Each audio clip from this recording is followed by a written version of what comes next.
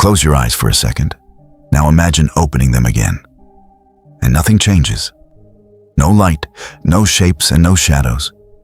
Not the outline of your own hand in front of your face. You reach for your phone, and it's dead. Not out of battery. Dead. You step outside your door, and the street that you have walked 1,000 times is gone. Swallowed by something that has no edges, no source, and no explanation. Nothing works. Not because you forgot to pay a bill.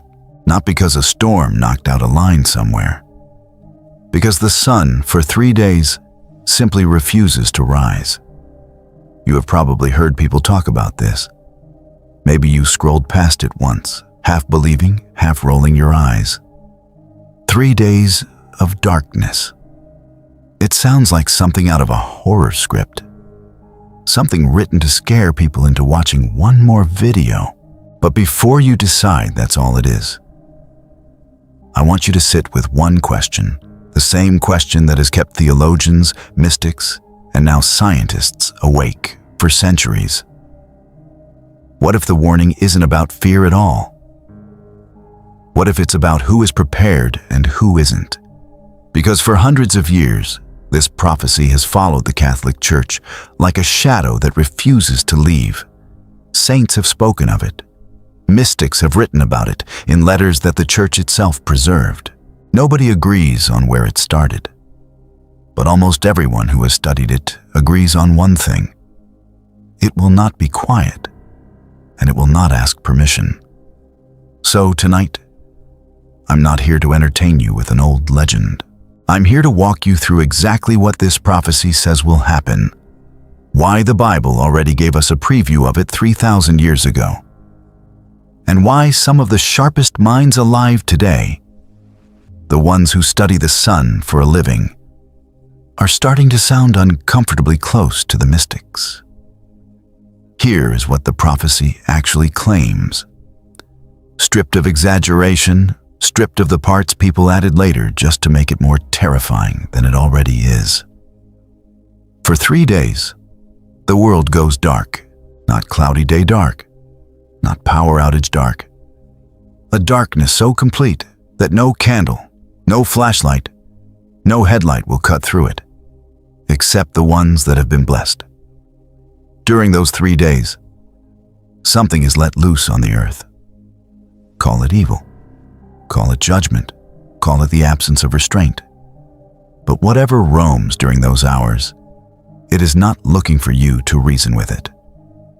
The instruction, across almost every version of this warning, is nearly identical. Stay inside. Close your doors. Cover your windows.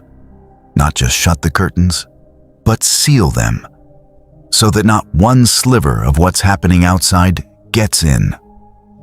Pray. Not the polite kind of prayer you say before a meal, but the kind that comes from somewhere honest, somewhere you don't usually let people see.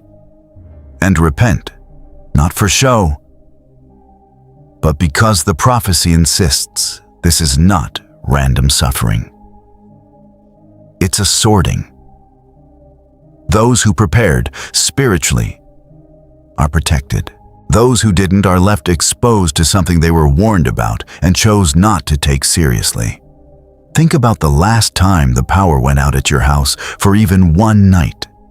That specific unease when the hum of the refrigerator stops, when the routines you don't even think about, a lamp switching on, a phone lighting up, go silent all at once.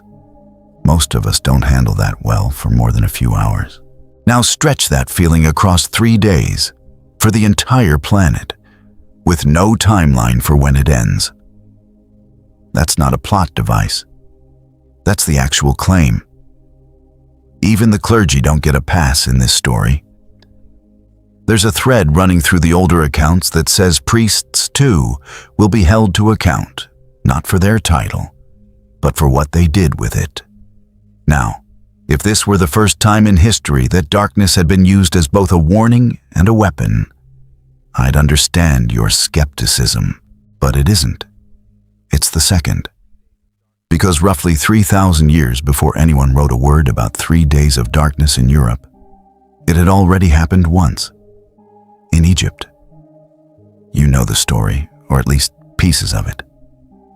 A nation enslaved, a leader unwilling to let them go, and a series of plagues that got progressively harder to explain away as coincidence.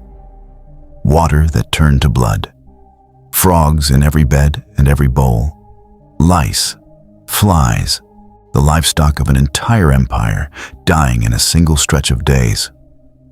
Locusts stripping every green thing from the land until there was nothing left to strip.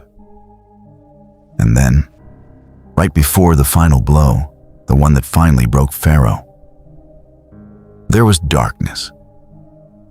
Not a sunset, not an eclipse.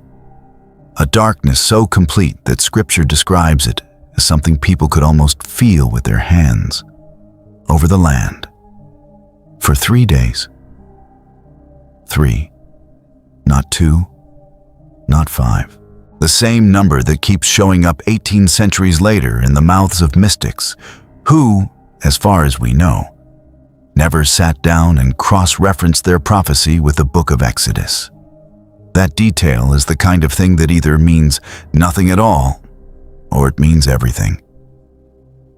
I'll let you sit with that for a second because I'm not going to pretend I have a clean answer for you. What I can tell you is that this wasn't punishment for the sake of punishment. It was, according to the account, the moment a nation and its false gods finally understood who actually held the power. And it worked. Pharaoh let them go. So here's the question this leaves us with, and it's the one I want you to carry through the rest of this video. If darkness was the final proof once before, in a story we know actually happened, could it be the final proof again? Before I go further, if this is the kind of question that keeps you up at night the way it keeps me up, do me one favor. Hit subscribe, not because I need the number, because I put out material like this regularly. And if these signs matter to you, you don't want to miss the next one. Because there are 2 moments in more recent history. Moments you lived through or your parents did. That a lot of researchers believe were rehearsals for something bigger. And I want to walk you through both of them, because once you see the pattern, you won't be able to unsee it. The first one goes back roughly 2,000 years. And if you grew up anywhere near a church, you already know the shape of it, even if you've never thought of it this way. A man dies publicly, brutally over the course of a few days, and by every account of the people who followed him, comes back. Whatever you believe about the theology of it, you cannot argue with the historical footprint. A handful of people who witnessed those days went on to reshape the entire world. Empires that had stood for centuries eventually bent to the movement that started in that short window of time. That's not opinion. That's just what happened. Days, a handful of them, rewired the trajectory of human civilization. The second moment is one you don't need me to explain, because you lived it. 2 years where the entire planet stopped moving at the same time, where the things you assumed would always be there, a handshake, a full classroom, a crowded restaurant, disappeared almost overnight. And where the technology that was supposed to keep us close ended up making a lot of us feel farther apart than we'd ever been. We called it unprecedented. We said things would never be the same. And they weren't. So here's the pattern. Every so often, something moves through this world that resets it.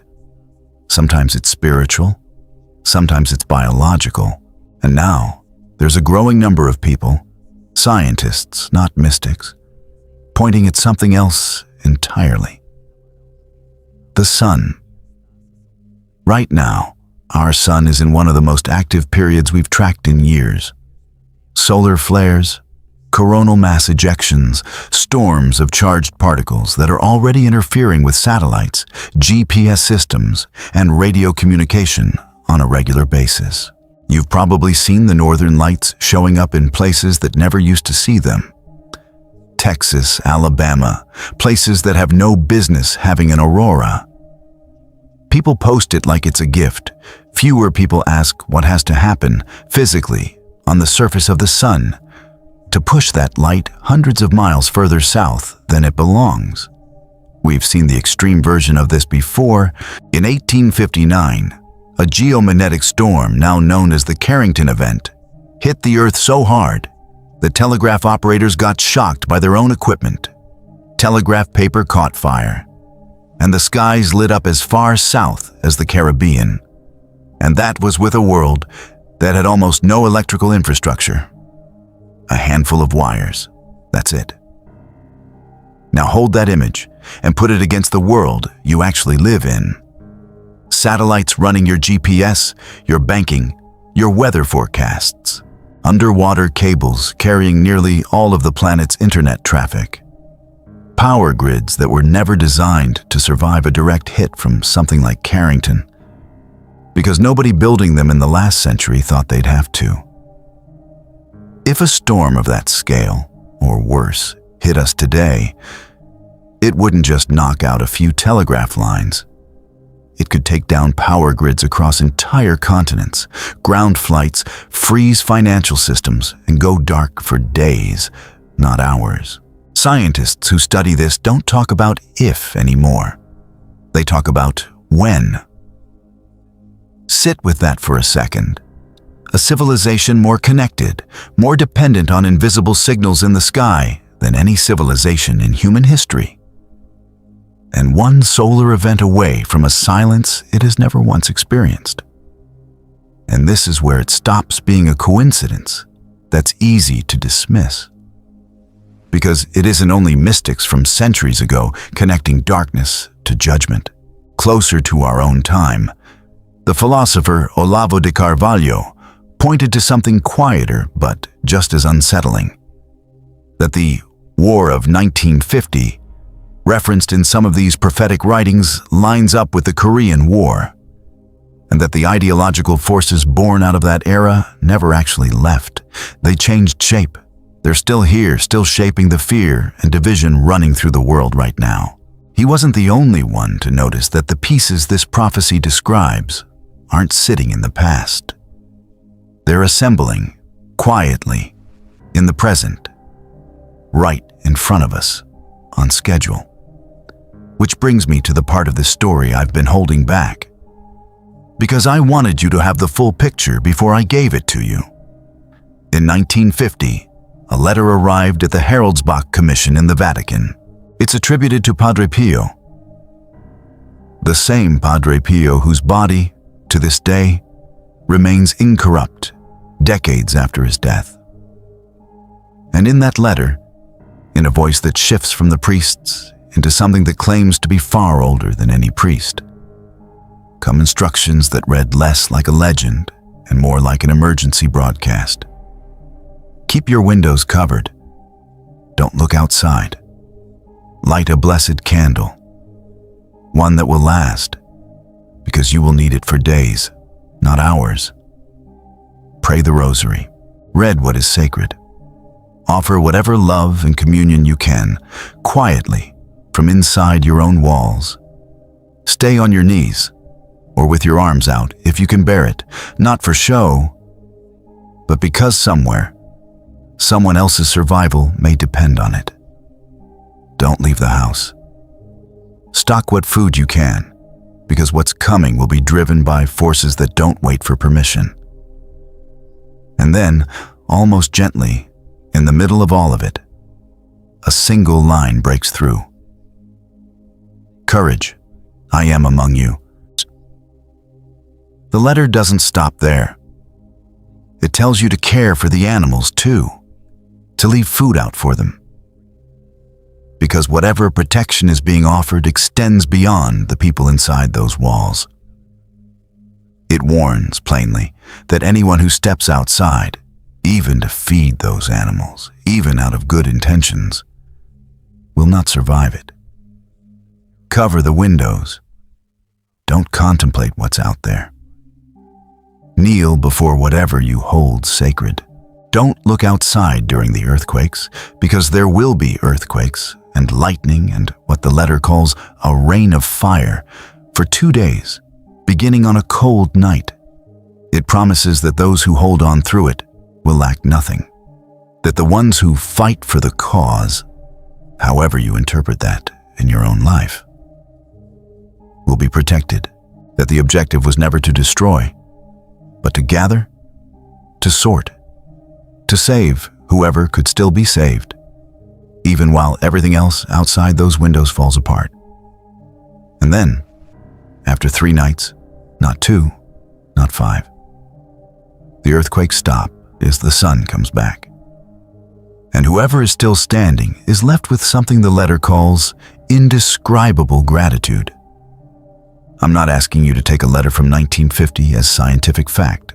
I'm asking you to notice something with me. A plague in Egypt 3,000 years ago. A letter in Europe 70-something years ago. A sun behaving in ways we've only fully understood in the last decade. 3 completely different sources, 3 completely different centuries, landing again and again on the same number. 3 days.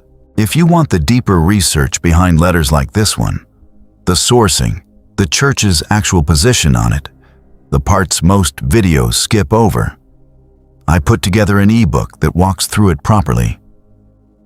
It's linked in the pinned comment if you want to go further than what I can cover here. So where does that leave you? Sitting here, watching this? On an ordinary day, where the lights are on and your phone still works. I don't think the point of any of this was ever to make you afraid of the dark. Fear doesn't prepare anyone for anything.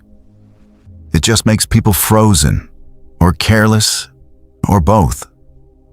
I think the point, if there is one buried underneath centuries of warnings, letters, and plagues, is simpler than that. It's about what you're building on the days when everything still works, because nobody prepares for the dark while they're already standing in it. They prepare, or they don't, during the ordinary, unremarkable days that came before. Go back to that image from the beginning. Your hand in front of your face, and nothing. No shapes, no shadows. No proof that anything beyond your own heartbeat still exists. Whether that moment ever actually comes, whether it's a spiritual reckoning, a solar storm indifferent to anyone's theology, or nothing at all, the question underneath it doesn't change. If everything you rely on went silent tonight, what would be left standing in you? Because that's what every single account, from Exodus to that letter in 1950, actually agrees on. Not the mechanics of the darkness, not the exact number of days, but this. It always separates 2 kinds of people, not the good from the bad, not the religious from the non-religious. It separates the ones who were paying attention from the ones who weren't. Pharaoh had every warning he needed, plague after plague, and he still waited until the very last one to move. Most of us are more like Pharaoh than we'd like to admit. We wait for the last sign, the undeniable one, before we change anything at all. I don't know if the next sign is a storm on the sun, or something else entirely, or nothing that will happen in either of our lifetimes. But I know that everyone in this story who made it through the dark had already decided, long before it arrived, what they were going to hold on to when nothing else was left to hold. That's not a question I can answer for you. Nobody can. It's the one thing this story, in every version I've read of it, never explains. Because some things aren't meant to be explained. They're meant to be carried. If this reached you tonight, do 3 things for me. Subscribe to the channel, because there's more of this coming, and I don't want you to miss it. Share this with 5 people who need to hear it. Not because I'm asking for a favor, but because some of them may never come across it otherwise. And leave a comment, an honest one. Tell me if you believe any of this. Tell me if you don't. And tell me what you want me to dig into next. I read everyone. Until then, keep the light on while you still have it.